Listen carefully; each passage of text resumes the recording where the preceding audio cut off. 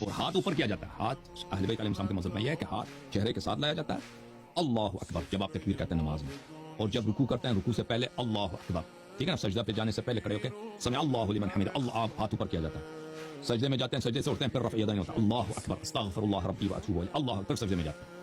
دوسرے سجدے سے جب اٹھتے ہیں بیٹھ جاتے ہیں, اللہ اکبر, پھر کھڑے ہو جاتے ہیں, یہ ہاتھ پھر اٹھایا جاتا ہے, ٹھیک ہے نا. تو یہ اللہ اکبر یہ کہتے وقت ان سب میں سنت یہی اہل بیت علیہ السلام کے احادیث میں رفع یدین کیا جائے. تو پہلی بات یہ ہے کہ آپ تکبیرۃ الاحرام کہیں گے, تو اس کے بعد حمد پڑھیں گے. سورہ فاتحہ کے بغیر کوئی نماز نہیں, اور بسم اللہ الرحمن الرحیم سورہ فاتحہ کا جز ہے, نہیں پڑھیں گے تو نماز باطل ہے. بسم اللہ الرحمن الرحیم کا کیا کیا سورہ فاتحہ پڑھیں گے. اگر فرض نماز ہے تو اس کے بعد ایک دوسرے سورہ کو پڑھنا ضروری ہے. اگر فرض نماز پڑھ رہے ہیں تو پہلے 2 رکعات میں حمد کے بعد دوسرا سورہ, کوئی بھی سورہ قرآن کا لے لیں, قل هو اللہ احد قل اعوذ برب الناس, یا لمبی سوروں کو لے سبح بسم ربک الاعلی لے لیں, کوئی بھی اس سے بھی لمبی کسی کو آتا ہے تو پڑھنا چاہے تو پڑھ سکتے ہیں. لیکن دونوں رکعتوں, فرسٹ رکعت اینڈ سیکنڈ رکعت میں, نمبر 1 نمبر 2 میں سیم سورہ کو نہ پڑھیں, یہ مکروہ ہے. مگر یہ سورہ قل هو اللہ احد, قل هو اللہ احد دونوں رکعتوں میں آپ پڑھ سکتے ہیں. قل هو اللہ احد کے علاوہ کسی دوسرے سورہ کو آپ پڑھیں تو اس میں کراہت ہے, ٹھیک ہے نا. تو اگر مثلا انا انزلنا پڑھتے ہیں, انا انزلناہ فی لیلۃ القدر پہلی رکعت میں, دوسری رکعت میں اس کو نہ پڑھیں, کوئی اور سورہ والعصر ان الانسان لفی خسر پڑھیں.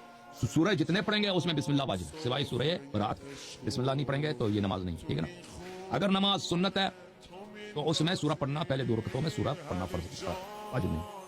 لیکن واجب نماز میں پہلے 2 رکعتوں میں سورہ کا پڑھنا ضروری ہے. اگر بھول گئے تو کوئی بات نہیں, بھول گئے تو بھول گئے, رکوع میں چلے گئے, اب یاد آ گئی سورہ نہیں پڑھا تو کوئی بات.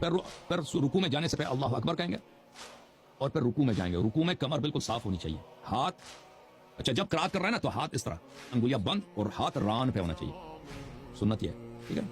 انگلیاں بند اور ہاتھ ران پر سامنے کی طرف, ایسا ہوگا نا, یہ میرا پیر اس طرح, فیس اس طرح.